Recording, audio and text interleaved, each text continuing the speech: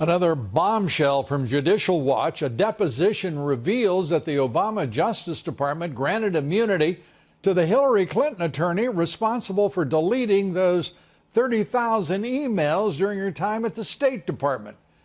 Samuelson also revealed that contrary to what she had told the FBI, she was aware that Clinton used a private email account while Secretary of State.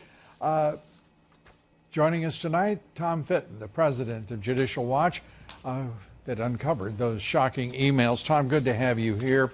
Let's start with immunity already. Why? You know, we knew that they gave immunity to Cheryl Mills, who was Hillary Clinton's lawyer, also chief of staff at the State Department, involved in an email cover-up. The judge excoriated State and Justice Department over that.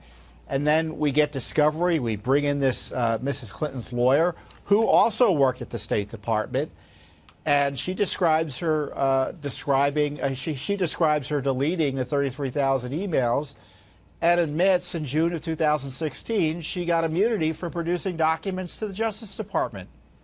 So this is incredible. This is like the key issue about whether there was obstruction, and they gave immunity to the person involved. It shows you the sham nature, further shows you the sham nature of the investigation. And on top of it, Lou, as I say, as we pointed out, she's contradicting what she evidently told the FBI about what she knew and when about the Clinton email system. You know, she knew what Hillary Clinton was doing. You're not suggesting she was lying, are you? Well, I'm suggesting that either the FBI got it wrong, she misremembered, or she's lying. Okay. I'm going to take one of those three, and I'm going to leave it up to the audience to decide which I've chosen. This is, at this point, it's irremediable.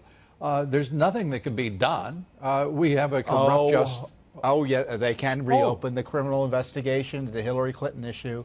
No, I was talking about with Heather Samuelson in particular, with immunity. She can't be held accountable. How do they hold accountable those who had made this decision to give her immunity? Well, she wasn't given immunity for her testimony that is now at issue here.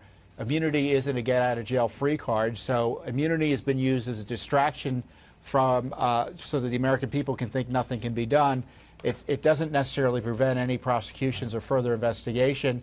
And again, the Justice Department is still defending this whole crowd, opposing our efforts to get information through discovery. Why? How? A new president, a new attorney general, a new time, and a commitment to getting to the bottom of all this corruption.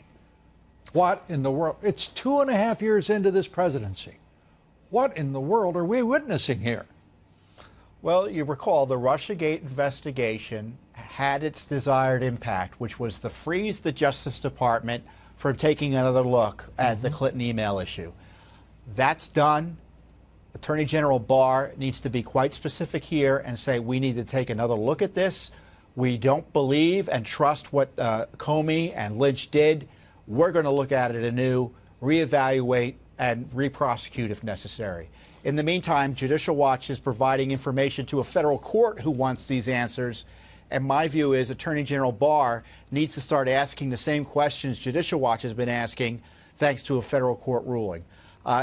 Look, we've had information that the Obama White House was involved in lying about the Clinton email, whether they existed or not. We have new information coming out this week that they were purposely underclassifying Clinton emails, seemingly in order to protect her from being even more egregiously, even more liable for criminal prosecution because of the increased number of classified materials. The cover-up is immense, and the Attorney General needs to focus personally on this. Focus personally on this. At what point do we say the deep state and the radical dems and President Obama, his intelligence community, the corrupt FBI and Department of Justice have won, and the hell with it? When do we say that? Because I don't see an ounce of forward movement to establish that accountability that you seem still optimistic about. Well, you know, there are wins and losses. You know, they weren't able to stop President Trump from becoming president despite the lawlessness and despite the corruption to protect Hillary Clinton.